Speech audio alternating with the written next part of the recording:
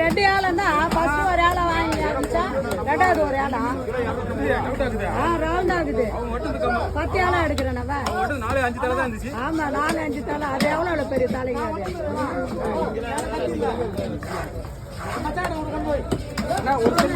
அது தனியா ஒண்ணு இதுல போடலாம்